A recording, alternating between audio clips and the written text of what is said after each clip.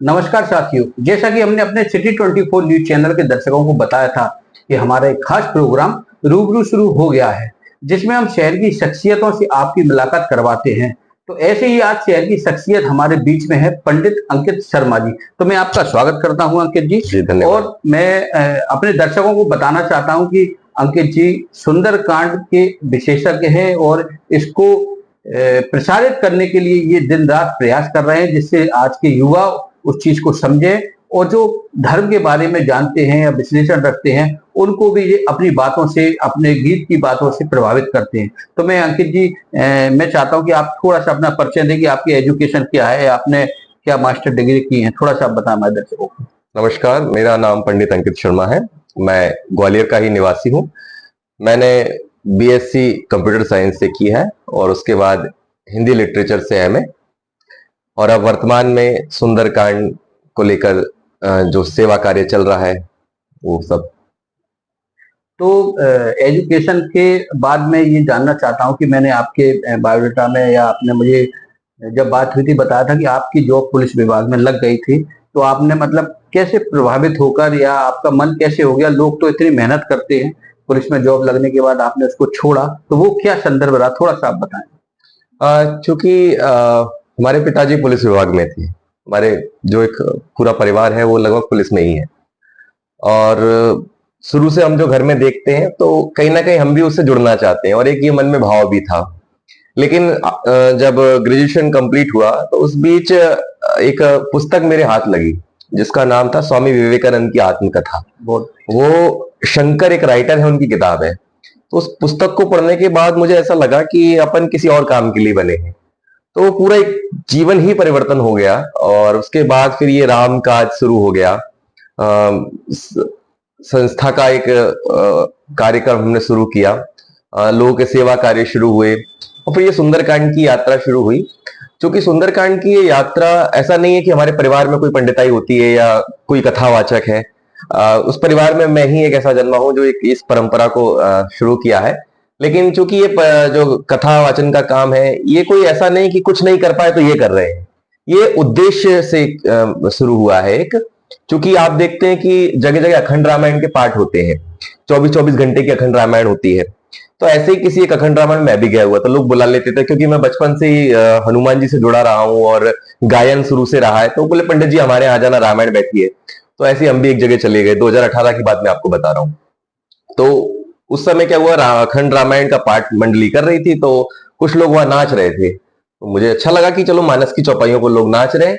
लेकिन थोड़ा सा मैं जब बैठा सुना तो मैं हैरान हो गया, क्योंकि प्रसंग चल रहा था कि राजा दशरथ जी मर गए, उनकी लाश सामने पड़ी हुई है, रानियां बैठ के रो रही हैं और लोग नाच रहे हैं। मतलब कि जो पढ़ रहे हैं उनको भी नहीं पता है कि वो क्या पढ़ रहे हैं, और जो सुन रहे हैं वहां बैठे उनको भी नहीं पता है। उनको बस इससे मतलब है कि बढ़िया सा रिदम बज जाए, भजन हो जाए और हम नाच ले। तो मुझे लगा कि ये तो एक बहुत गलत हो रहा है, ऐसा नहीं होना चाहिए। तो मुझे लगा कि इस पे क्या किया जाए। तो क्योंकि सुंदरकांड पे मेरा बचपन से ही कमांड थी, तो मैंने कहा कि सुंदरकांड को लेकर काम करेंगे, इस माध्यम से कुछ करेंगे। तो तब से यात्रा शुरू हो गई। मैं जगह जगह सुंदरकांड समझाता फिरता हूँ और लोगों से यही कहता हूँ कि भैया आप मुझे तभी बुलाएं जब आपको सुंदरकांड समझना हो, वरना करने वाले तो बहुत लोग हैं ना। तो ये यात्रा वहां से सुंदरकांड की शुरू हो गई।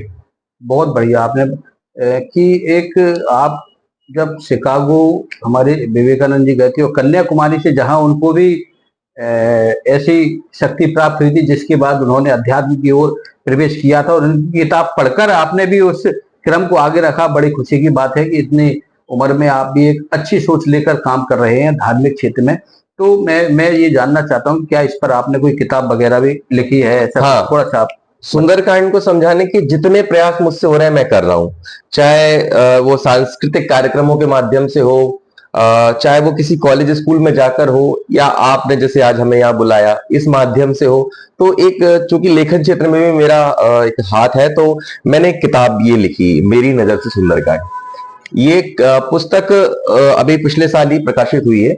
इसके अंदर सुंदरकांड की 40 चौपाइयां हैं। अरे वाह। और 40 चौपाइयों को मैंने व्याख्या करी है उसकी, कि भाई ये हमारे लिए क्यों जरूरी है। हम सुंदरकांड पढ़े ये ठीक है, लेकिन वो सुंदरकांड हमारे लिए क्यों जरूरी है, वो सारा वृतांत मैंने इस पुस्तक में रखा है। आप दर्शकों को ये मेरी नजर से सुंदरकांड पुस्तक है, और ये बड़ी सहजता से उपलब्ध है, अमेजॉन फ्लिपकार्ट पे आसानी से उपलब्ध हो जाती है। मतलब ऑनलाइन भी आप इस पुस्तक को मंगा सकते हैं। अंकित जी ने बताया है कि आप जब भी धर्म के क्षेत्र में अपनी अन्य गतिविधियों से जब आपको फुर्सत मिल जाए और आपको धार्मिक चीजों को ज्ञान लेने की आवश्यकता पड़े तो आप ये किताब जरूर खरीदें। अमेजोन और फ्लिपकार्ट से बताया कि आप ले सकते हैं। तो मैं अंकित जी से थोड़ा सा, मैं किताबों में जो चौपाई लिखी है उनको आप संगीत के माध्यम से जरा हमारे दर्शकों को सुनाएंगे तो थोड़ा सा उनको भी आनंद आएगा। तो मैं चाहता हूं कि आप थोड़ा सा कुछ संगीत के माध्यम से सुनाएं, फिर हम आगे अपनी बात जारी रखेंगे। सुंदरकांड वैसे पूरा ही सुंदर है, उसका नाम ही सुंदरकांड है, लेकिन आपने चौपाई सुनाने की बात की तो मैं आपको सुंदरकांड की वो चौपाई सुनाता हूँ जो सुंदरकांड में सबसे सुंदर है। यदि सुंदरकांड से अपन एक चौपाई निकालें तो फिर अपन इस एक चौपाई को निकाल सकते हैं, जो कि भगवान श्री राम सभी वानर भालुओं से कह रहे हैं। एक सुंदर सी चौपाई थी। बहुत बढ़िया।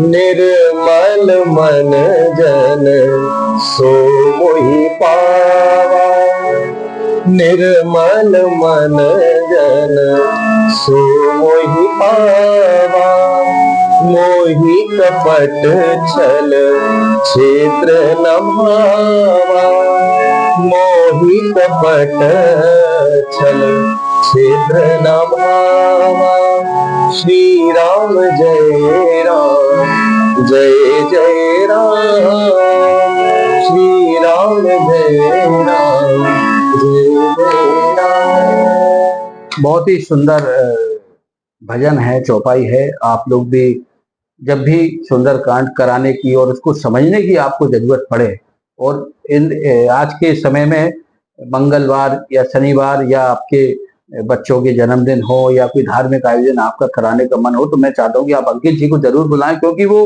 देखो लोग आते हैं सुंदरकांड करते हैं और चले जाते हैं। मैंने कई बार देखा है लगभग 1 घंटा 20 मिनट या 1 घंटे में या वो जैसा भी फिर अपने इसमें बीच में कुछ गानों की धुन लगा के उसको बताते हैं। लेकिन अंकित जी का जो स्वर और जो वाचन का तरीका है वो बिल्कुल एक अनोखा तरीका है। तो आप लोग भी कभी भी जब आपकी इच्छा हो तो आप एक बार याद करें। तो मैं जानना चाहता हूं आपको कि आपने अभी तक आपको इस विषय में क्या कहीं कोई दिक्कत आई, या धर्म के क्षेत्र में एक आप बहुत अच्छा काम कर रहे हैं तो कभी कभी क्या होता है कि कुछ अधर्मी भी होती है, हर जगह होते हैं ना, तो कभी आपको इस बीच में किसी ने कोई सवाल किया हो ऐसा जो आपको आज तक याद हो कि आप ये काम क्यों कर रहे हैं?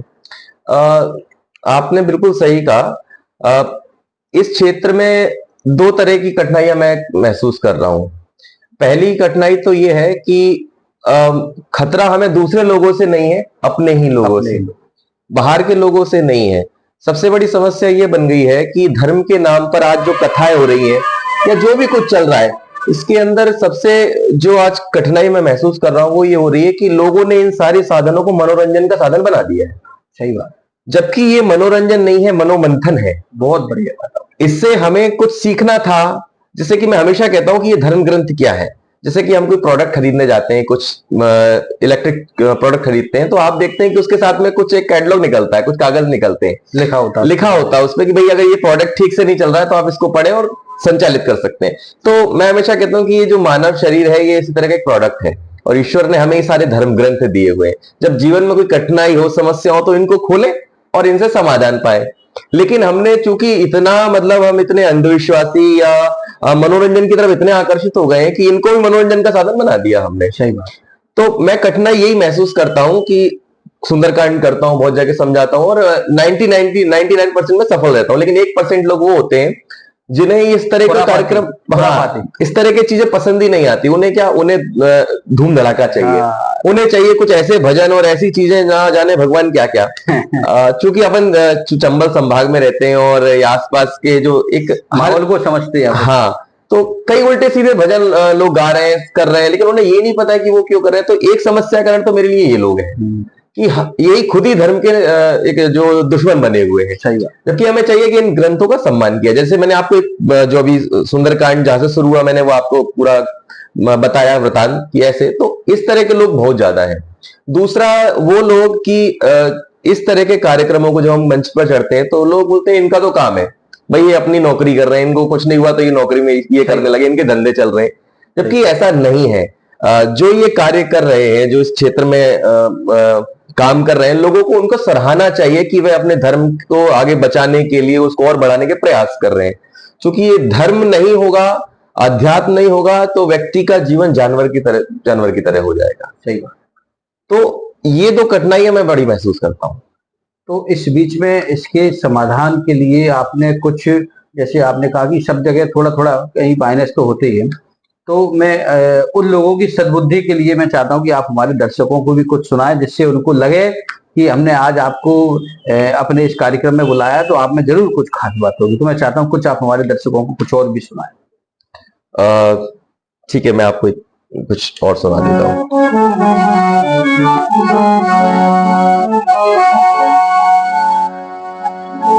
चूंकि हनुमान चालीसा हमने बहुत सुना है, तो मैं तो बस एक ही बात कहता हूं जीवन में कि अगर हम सबको जीवन को सुंदर बनाना है, हम चाहते हैं कि हमें सद्बुद्धि मिल जाए, तो हमें सुंदरकांड पढ़नी चाहिए। बहुत बढ़िया। क्योंकि सुंदरकांड की एक चौपाई मंत्र है और ये मंत्र सारे हनुमान जी की तरफ से निकल रहे हैं, और ये मंत्र हनुमान जी ने सुंदरकांड में भरी सभा में सबके साथ कहे, रावण के समक्ष कहे, किसी ने नहीं मानी, लेकिन एक व्यक्ति ने माना और उसका जीवन धन्य होगा। इसलिए बाबा ने लिखा, तुमरो मंत्र विभीषण माना, तुमरो मंत्र विभीषण माना, लंकेश्वर भय सब जग जाना, लंकेश्वर भय सब जग जाना। और जीवन में अगर सद्बुद्धि चाहिए, जीवन में सब कुछ मंगल चाहिए, तो वो केवल एक ही व्यक्ति दे सकते हैं, श्री हनुमान जी। इसलिए हमें उनका गुणगान करना चाहिए। राम दूत अतुलित बल धामा, अंजनी पुत्र पवन सुत नामा, विद्यावान गुणी अति चातुर, विद्यावान गुणी अति चातुर, राम काज करी देखो आतुर, राम काज करी देखो आतुर, मंगल भवन अमंगल हारी, द्रवहु सुदशरथ अजिर बिहारी। जय श्री राम। जैसे कि एक चौपाई मैंने आपको सुनाई, मंगल भवन अमंगलहारी, ये इतनी सिद्ध चौपाई है और मैं समझता हूं कि जो धार्मिक नहीं है उसने भी सुनी होती है, इसको थोड़ा सा विस्तार से उसको भी कंठस्थ होती है। चाहता हूं इसके बारे में। लेकिन हाँ, लेकिन सच्चाई ये है कि आधे से ज्यादा लोगों को इसका अर्थ नहीं पता। सही बात। तो ये चौपाई बाबा ने लिखी, मंगल भवन, मंगल का भवन है, अमंगलहारी, अमंगल को हरने वाला है, और द्रवहु सो दशरथ, वो दशरथ के आंगन में डोलने वाले राम मुझ पर दया करें। द्रवहु सो दशरथ अजिर बिहारी, अजिर कहते हैं प्रांगण को, आंगन को, द्रवहु सो दशरथ अजिर बिहारी, वो राम मुझ पर दया करे जो दशरथ के आंगन में डोलते हैं। तो ये भगवान का नाम है। और इसी को बाबा ने एक और लिखा कि मंगल भवन अमंगलहारी, उमा सहित यही जपत पुरारी। ये नाम ऐसा है भगवान का कि इसको कौन जपता है? साक्षात महादेव जपते हैं। जैसे किसी चीज को हम बेचते हैं तो उससे पहले उसका ऐड किया जाता है, बड़े बड़े लोगों से ऐड कराया जाता है कि भाई कौन इसकी गारंटी ले रहा है, कौन इसका ऐड कर रहा है। तो कह रहे हैं कि ये नाम है, इसकी गारंटी कौन ले रहा है? इसकी नाम स्वयं गारंटी महादेव लेते। उमा सहित यही जपत पुरारी। और यही हनुमान चालीसा में लिखा है कि जो यह पढ़े हनुमान चालीसा होए सिद्धि साखी गौरी सा। साक्षी कौन है? गौरी यानी महादेव। महादेव। तो ये पूरे नाम की महिमा है। तो ये जो विस्तार से है, ये आपने कहाँ से इतना अर्जन किया आपने? मैंने आपको बताया कि मुझे आज से करीब 10 साल पहले किताब पढ़ने का शौक लग गया। वो एक किताब मेरे हाथ लगी और उसके बाद मुझे किताब पढ़ने का शौक लग गया। तो मैं निरंतर किताबें पढ़ता हूँ। मेरा एक भी दिन ऐसा नहीं जाता कि मैं जिस दिन किताबें ना पढ़ रहा हूँ। अगर मैं, कई बार तो ऐसा होता है कि कोई एक किताब उठा ली तो मैं पूरी उसको खत्म ही करके उठता हूँ। बहुत बढ़िया। तो जितना हम अध्ययन करेंगे उतना हमें ज्ञान होगा, उतना समाधान मिलेगा। और चूंकि मुझे मेरे जीवन में परिवर्तन किताबों के कारण आया, इसलिए जो हमारी संस्था है वो भी इसी पर कार्य करती है। हमने किताबों पर काम शुरू किया, इसलिए हमारे आज 2 पुस्तकालय ग्वालियर शहर में किताबों के लिए चल रहे हैं कि बच्चे किताब, पुस्तकालय। हमारी संस्था, फिर एक प्रयास संस्था जो हम चला रहे हैं, उसके 2 निःशुल्क पुस्तकालय ग्वालियर में हम संचालित कर रहे हैं। आप और एक तो कंपू में जो टकसाल स्कूल का परिसर है उसके अंदर स्वामी विवेकानंद पुस्तकालय चलता है। दूसरा गोल पहाड़िया पर एक डॉक्टर भीमराव अंबेडकर पुस्तकालय वहां भी शुरू हुआ है। तो हमारा तो उद्देश्य ये है कि लोग ज्यादा से ज्यादा किताबें पढ़े। तो उसमें मतलब कि क्या धार्मिक किताबें हम लोग पुस्तकालय में पढ़ने को मिलती हैं या उनकी शिक्षा से संबंधित वो किताबें? वहां सभी तरह की किताबें हैं, क्योंकि आजकल जो पुस्तकालय हो रहे हैं, जो चल रहे हैं, आप देखेंगे जगह जगह पुस्तकालय है, लेकिन वो पुस्तकालय नहीं है, वो एक हॉल है जिसके अंदर एक वाईफाई लगा हुआ है और वहां कंपटीशन कुछ बच्चे बैठ रहे थे और उन्हें हम पुस्तकालय का नाम दे देते हैं। जबकि पुस्तकालय, जिस आलय में पुस्तकें हो वही तो पुस्तकालय है। जहां पुस्तक ही ना हो वो कैसा पुस्तकालय? तो हमने वहां पुस्तकें रखी हैं और सारी पुस्तकें नर्सरी से लेकर आपको यूपीएससी तक की किताबें मिलेंगी। धार्मिक पूरा साहित्य धार्मिक आपको वहां मिलेगा, साहित्य मिलेगा आपको, और ये सारी किताबें दान की हैं। अच्छा, हाँ।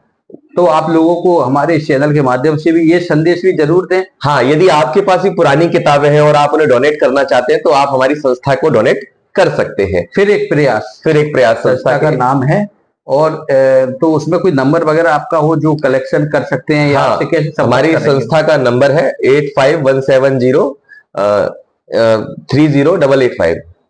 तो अंकित जी बता रहे हैं कि फिर एक प्रयास वो जारी है उनका, धार्मिक क्षेत्र में और शिक्षा के क्षेत्र में भी उनका प्रयास जारी है। तो अंकित जी, आपने 2 किताबें लिखी, एक और मैंने पढ़ी थी आपकी। हाँ, एक किताब ये मेरी नजर से सुंदरकांड लिखी जी। इसके बाद एक किताब हमारी और है जो 5 साल पहले बनो और बनाओ करके पॉकेट बुक लिखी गई थी छोटी सी। वही मैं वो थोड़ा सा वो युवाओं के लिए एक किताब छोटी सी लिखी थी कि जो एक 17 साल और 18 साल की जो उम्र होती है, टीनेज जो होती है, वो बड़ी नाजुक सी होती है। तो उस समय हम कैसे चीजों से मैनेज करें, क्योंकि वो एक ऐसी उम्र होती है जब माँ बाप से बच्चा कुछ कह नहीं सकता और भी बहुत सारी चीजें होती है। तो मैंने उस किताब के माध्यम से एक प्रयास किया था कि युवा वो पढ़े। फिर उसके बाद मैंने मेरी नजर से सुंदरकांड ये किताब लिखी, और ये पूरी किताब युवाओं के लिए तो एक रामबाण है, क्योंकि ये इसमें पूरी हनुमान जी की लंका यात्रा है। और उस लंका यात्रा में एक एक चीज की वो हनुमान जी से हम क्या सीखें, भाई ऐसी समस्या आ गई, अब उस समस्या में कौन सा सूत्र इस्तेमाल करना है। तो मैंने उन सूत्रों को हनुमान जी के माध्यम से बताया है, और निश्चित तौर पर वो सूत्र काम करते हैं कि क्या नहीं करना है, क्या करना है। ये पूरी हनुमान जी की लंका यात्रा से हम सीख सकते हैं। लंका यात्रा तो मतलब ये एक बड़ा प्रसंग है। तो मैं चाहता हूं कि हमारे दर्शकों को भी आज थोड़ा सा ज्ञान आप हमारे चैनल के माध्यम से अर्जित करें, कि जिससे उनके भी बुद्धि में अच्छे अच्छे विचार आए और वो समाज हित में काम करें, देश हित में काम करें। मैं इसमें हनुमान जी का एक सूत्र आपको बताता हूँ कि एक प्रबंधन का सूत्र जिसमें हनुमान जी का मुझे बहुत अच्छा लगा। क्योंकि हनुमान जी की जब सुंदरकांड शुरू करते हैं तो बाबा तुलसीदास जी सुंदरकांड से पहले मंगलाचरण में हनुमान जी का गुणगान करते हैं, और गुणगान में उन्होंने एक श्लोक लिखा, अतुलित बलधामम हेम शैलावदेहम धनुज वन कृशानम ज्ञाने नामाम अग्रगण्यम सकल गुण निधानम वानराणाम दीशम रघुपति प्रिय भक्तम वात जातम नमामि। अतुलित बलधामम, ऐसा बल जिसकी तुलना नहीं की जा सकती, अतुलित है। अतुलित बलधामम हेम शैलावदेहम, हेम यानी उनका जो शरीर है स्वर्ण समान है। हेम शैलावदेहम धनुज वन कृशानम, दुष्टों को मारने वाले हैं, दुष्ट रूपी वन जो घास को जलाने वाले हैं। धनुज वन कृशानम ज्ञाने नामम अग्रगण्यम, ज्ञानियों में सबसे अग्रगण्य है। इस तरह हनुमान जी के 8 गुण बताए इस श्लोक के अंदर। तो हनुमान जी को मतलब एक बिल्कुल सुपर पावर की तरह इसमें बताया गया है। और आप देखें जब, लेकिन हनुमान जी जब चलते हैं, सबसे बड़ी बात तो आप देखें कि आपने भी रामायण पढ़ी होगी, तो सारे वानर भालू बैठे हैं समुद्र के किनारे, और सबके मन में ये प्रश्न है कि कौन इतना बड़ा समुद्र पार करेगा, कौन जाएगा पार करने। अच्छा, और उसमें ये हो रहा है कि सारे वानर अपना अपना बल बखान कर रहे हैं। 100 योजन का समुद्र है, एक कहता है कि 50 चला जाऊंगा, दूसरा कहता है 70 जाऊंगा, तीसरा कहता है 90 जाऊंगा। अंगद ने कहा कि मैं पार चला जाऊंगा। अंगद कहूं जाऊं मैं पारा, तो सबने ताली बजा दी, बोले बहुत अच्छा हुआ, चलो जाने वाला कोई मिल गया कोई। लेकिन इतने में अंगद बोला कि जिये संशय का जो फिरती बारा, वापस आने में समस्या है कि लौट पाऊंगा कि नहीं कर पाऊंगा। तो आप देखें कि निज निज बल सब काहू भाका, सब अपना अपना बल बखान कर रहे हैं, लेकिन पार जाकर संशय रखा, लेकिन पार जाने में संशय। एक व्यक्ति नहीं बोल रहा है, जो सबसे शक्तिशाली है वो चुप है, और जो नहीं कर सकते वो बड़बड़ कर रहे हैं। और समाज की भी यही विडंबना है साहब, जिनसे होना है वो नहीं बोल रहे हैं, सही बात, और जो नहीं कर सकते वो बड़बड़ कर रहे हैं। ये सीख है पहली कि भाई जीवन में वही व्यक्ति ज्यादा गड़बड़ करता है जो ज्यादा बड़बड़ करता है। हनुमान जी कम बोलते हैं, करने पर ज्यादा विश्वास रखते हैं। तब उनको जामवंत जी ने कहा कि अरे आप तो सब कर सकते हैं और तारीफ कर दी हनुमान जी की, बोले पवन तनय बल पवन समाना, पवन के पुत्र उनके समान हो, कवन सो काज कठिन जग माई, आपके लिए कौन सा काम दुर्लभ है। तो हनुमान जी को उनका बल याद दिला और हनुमान जी आगे बढ़ते। तो आप पहली सीख सीखिए कि हनुमान जी कब बोलने पर विश्वास रखते, बड़बड़ नहीं करते। वह व्यक्ति समाज में कभी सम्मान नहीं पाता, कभी प्रशंसा नहीं पाता, जो अपनी तारीफ स्वयं कर देता है। भाई हम एक सीख है, ये एक सीख है समाज के लिए कि कम बोलना चाहिए, करने पर ज्यादा विश्वास रखना चाहिए। और सबसे शक्तिशाली है, कहने को सब कर सकते हैं, लेकिन जब तक कहा नहीं जाएगा तब तक करते नहीं है। और यही व्यक्ति को करना चाहिए। यदि व्यक्ति को अपना व्यक्तित्व उच्च बनाना है तो जब तक उससे कहा ना जाए तब तक कहना नहीं चाहिए। वरना आपने भी बहुत सारे लोग देखे अपने मुंह मियां मिट्ठू, कोई पूछ नहीं रहा है फिर भी कह रहे हैं, तो उनकी जो छवि बनती है हमारी नजर में वो नकारात्मक बनती है। तो पहला की प्रबंधन का सूत्र है। ऐसे कई सूत्र है हनुमान जी से, हम कई चीजें सीख सकते हैं। तो ये इतना विश्लेषण आपने संस्कृति में भी कोई आपने भी नहीं, चूंकि नहीं संस्कृत से नहीं, मेरा विषय हिंदी रहा है। अच्छा। और रामचरितमानस चूंकि संस्कृत में नहीं है, ये अवधि में है। अवधि में है। अवधि हिंदी की भी एक और ग्रामीण भाषा अवधि। अच्छा। चूंकि हमारे यहाँ एक लोगों के अंदर भ्रम है कि रामचरितमानस को रामायण कहते हैं, जबकि वो रामायण नहीं है।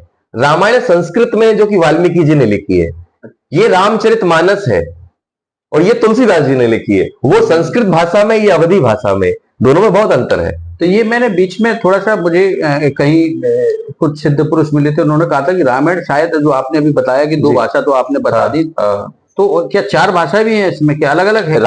रामायण बहुत है। रामायण जो ग्रंथ है वो आप विश्वास नहीं मानेंगे, 250 से ज्यादा रामायण है हमारे। अच्छा। हाँ, हम तो केवल एक रामचरितमानस को जानते हैं, ज्यादा से ज्यादा रामायण को जानते हैं, लेकिन इसका अध्यात्म रामायण है, कंबन की साउथ में रामायण है, ऐसी बहुत सारी रामायण है अलग अलग भाषाओं में, तमिल में है, हर भाषा में है। लेकिन जो सबसे सुप्रसिद्ध हुई वो रामचरितमानस हुई, क्योंकि बहुत सरल लिखी।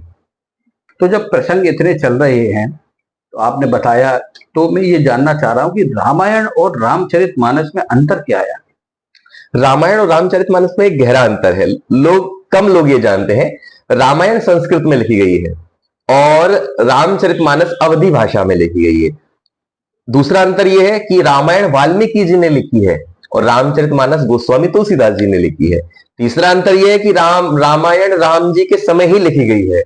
अच्छा, रामायण राम के समय त्रेता में ही लिखी गई है, वाल्मीकि रामायण। और रामचरितमानस अभी जो लव कुश जी ने अपने गाते सुनाई थी, जी, वही रामायण है। तो ये एक बड़ा अंतर है दोनों में, लेकिन लोग अभी समझते नहीं, तो वो रामचरितमानस को ही रामायण कह देते हैं, पर ऐसा नहीं है। दोनों में अंतर है, दोनों में काफी अंतर, क्योंकि वो उसी टाइम, मतलब रामायण जो घटित हो रही थी उससे पहले लिखी जा चुकी थी, और ये तुलसीदास जी ने अपनी लिखी थी जी। तो एक इस समय जो हमारे समाज में अभी कुरीतियां इतनी हैं, तो उनमें ये थोड़ा सा सवाल कभी कभी हाँ कभी ना में तब्दील होता है कि क्या महिलाएं हनुमान जी की पूजा कर सकती हैं या नहीं कर सकती है, क्या वो थोड़ा सा बताएं हमारे दर्शकों को। पहले तो मैं एक बात कहना चाहता हूँ, सभी से कहना चाहूंगा कि हमें वो मानना चाहिए जो ग्रंथ कहते हैं, वो नहीं मानना चाहिए जो लोग कहते हैं, क्योंकि लोग 10 तरह की बातें करते हैं और समय समय पर लोगों की बातें बदलती रहती है, लेकिन ग्रंथ कभी नहीं बदलते।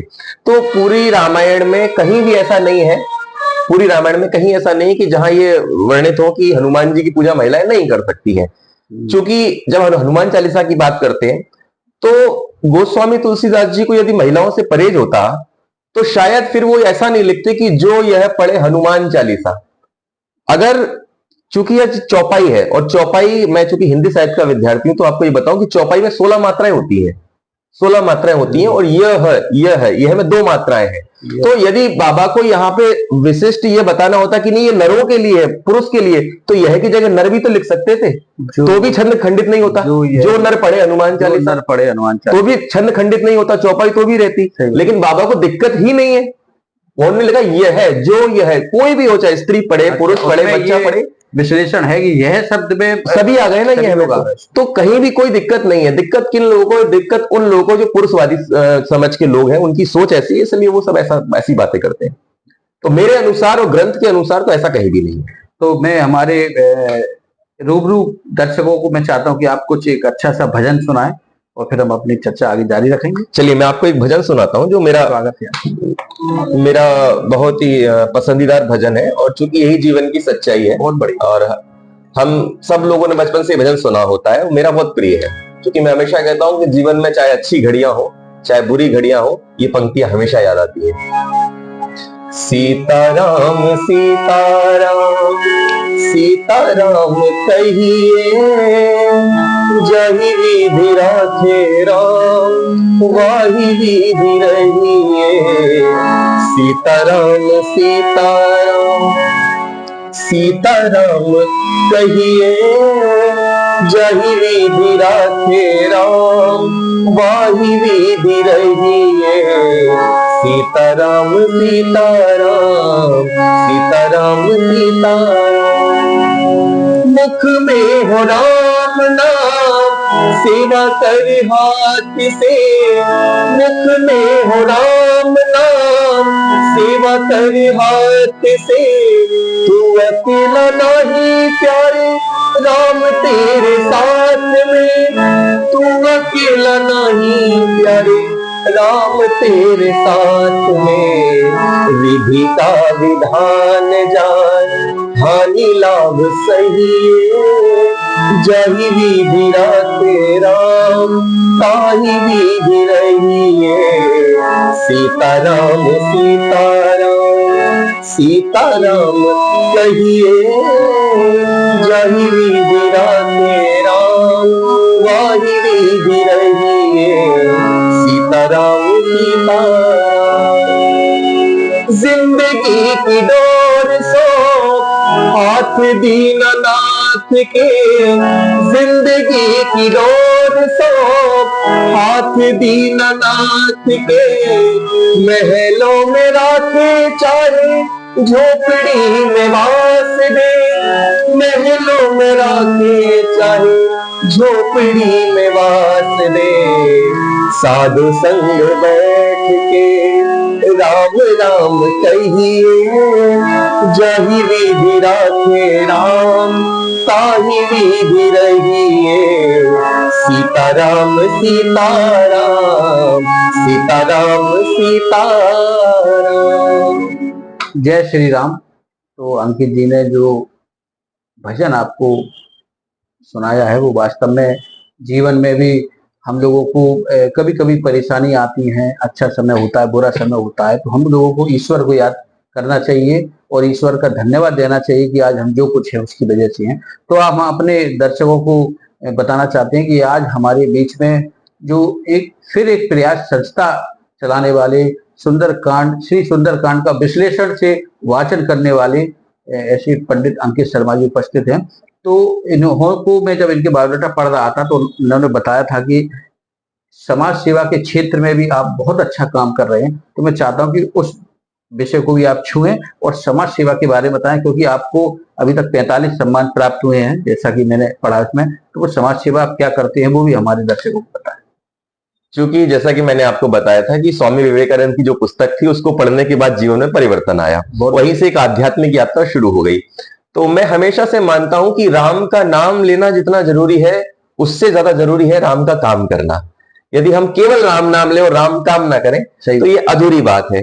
तो फिर हमने कुछ सेवा कार्य शुरू किए, क्योंकि बाबा तुलसी मानस में लिखते हैं कि सिया राम में सब जग जानी। पूरे समाज को, आप पूरे जगत को राममय जानना चाहिए और जहां जो जरूरत पड़े उसकी आपको सेवा करनी चाहिए। तो हमने फिर स्वामी विवेकानंद को पढ़ा। तो स्वामी जी कहा करते थे कि जो भूखा है उसे भोजन दो और जो दिमाग से भूखा है उसे शिक्षा दो। बहुत बढ़िया। तो फिर हमने एक संस्था शुरू किया, फिर एक प्रयास नाम से, क्योंकि प्रयास बहुत हो रहे थे तो फिर एक प्रयास। तो उस पे हमने भोजन और शिक्षा पर कार्य शुरू किया। तो आज भी निरंतर हमारे यहाँ हमारे एक निःशुल्क रसोई है जहां से रोज खिचड़ी प्रसाद वितरण होता है। अस्पताल पहुंचती है गाड़ी हमारी, वहां खिचड़ी प्रसाद मरीजों को रोज मिलता है। इसके अलावा 2 पुस्तकालय हमारे संचालित होते हैं, स्वामी विवेकानंद पुस्तकालय, एक है डॉक्टर भीमराव अंबेडकर पुस्तकालय। तो हमारा उद्देश्य ये है कि हम जगह जगह पुस्तकालय खोलें निःशुल्क, ताकि लोग किताबों से जुड़े, क्योंकि जिसके जीवन में किताबें आ जाती हैं उसका जीवन पूरा प्रकाशमय हो जाता है। चूंकि मेरे जीवन में भी परिवर्तन किताबों के कारण आया, बताया, तो इसीलिए मुझे ऐसा लगता है कि किताबें बहुत जरूरी हैं। तो ये 2, शिक्षा और भोजन पर हमारी संस्था ये कार्य कर रही है। ये राम काज हमारा चल रहा है। बहुत बढ़िया। तो आज के युवाओं को आप इन राम काज के बारे में क्या संदेश देना चाहेंगे, क्योंकि युवा पीढ़ी आज की थोड़ा सा भटके हुए वातावरण में है, तो उनको आप कुछ संदेश दें जिससे कि उनके भी मन के विचार जो भटकन की ओर हैं, वो देश की ओर, धार्मिक ओर अपने विचार अच्छे बनाए। तो ऐसा उनको आप कुछ संदेश दें। देखिए, मैं हमेशा से एक बात कहता हूं कि चूंकि मेरा जीवन पूरा हनुमान जी के आसपास घूमता है, और सभी जितने भी हमारे देवी देवता हुए, जितनी कथाएं हुई, उनमें से एक हनुमान जी ऐसे पात्र हैं जो जीवन में कभी असफल नहीं हुए, हमेशा उनने सफलता हासिल की। तो मुझे लगता है कि हमें, जैसे कि महाभारत के अंदर एक युक्ति है कि भाई हम सब लोग एक जीवन के रास्ते पर चल रहे हैं, तो वहां एक प्रश्न उठता है कि व्यक्ति किस रास्ते पर चले। तो उसमें एक युक्ति है कि महाजनो एन गथा सुपंथा, अर्थात उस रास्ते पर चला जाए जिससे महापुरुष होकर गुजरे हो, ताकि आप भी वहीं पहुंचेंगे जहां महापुरुष पहुंचे हैं।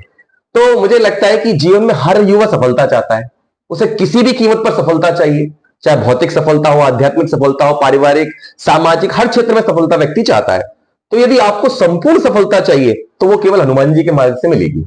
तो मैं हमेशा कहता हूं कि सफलता चाहिए तो आप हनुमान जी का हाथ पकड़ लीजिए। और हनुमान जी कहां है? हनुमान जी सुंदरकांड में। आप एक बार सुंदरकांड को पकड़ लीजिए, आपका संपूर्ण जीवन सुंदर हो जाएगा। जीवन का कोई ऐसा क्षेत्र नहीं बचेगा जहां आपको कोई कमी महसूस होती हो। तो मैं बस यही संदेश देना चाहता हूं कि अगर आप सफलता चाहते हैं, जीवन में सुंदरता चाहते हैं, तो आप सुंदरकांड को पकड़ लीजिए। आपके जीवन, आपको पता भी नहीं चलेगा कि कब आप वहां पहुंच जाएंगे जहां पहुंचना चाहते हैं। तो हमारे आज के इस कार्यक्रम में, जिसमें पंडित अंकित शर्मा जी हमारे आज के मेहमान थे, जिन्होंने बताया कि शिक्षा का साथ हमेशा पकड़ के रखें, क्योंकि शिक्षा ही एक ऐसी नीति है जो आपको अच्छे मार्ग पर ले जाती है। क्योंकि इन्होंने भी किताबें, पुस्तक पढ़ के ही आज अध्यात्म का मार्ग चुना है, लेकिन जीवन में अगर कोई आपका सच्चा दोस्त है तो वो शिक्षा ही होती है।